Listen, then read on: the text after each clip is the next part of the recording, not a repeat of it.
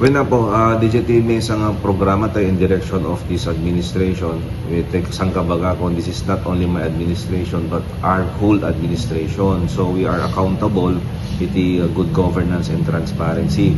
Ipagmetan na ako, syempre, ang commit nga na in the previous, yung same process but more on, we are kung ba akan kan ba sa dinasaya at aming programs and projects can madiscuss thoroughly before implementing.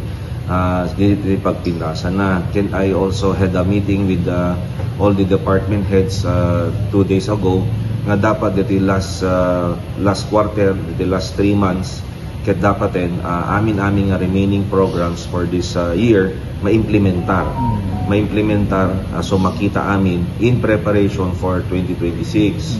So the agreement dapat aming programs and projects they will submit on a quarterly basis, so we'll discuss it on a monthly basis.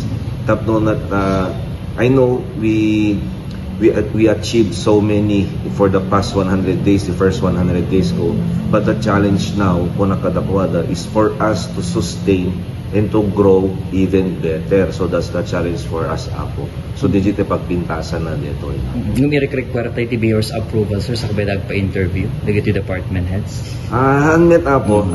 Tekunakon, free will ako. Siyempre, no, anat maseknan na department na makasungbat DJ issues na duma-duma, why not i-hold mo no ana iti insights or inputs da ako. So, everybody, iniso the department heads, magkita kmet, may interview you. So, maragsakan na kmet at is isuda directly iti makasungbat no ana DJ issues and concerns ako ti na duma-duma nga maseknan ako. So, agyam-yaman na kada kayo ta, kajay iti insights met ako. Sir, recently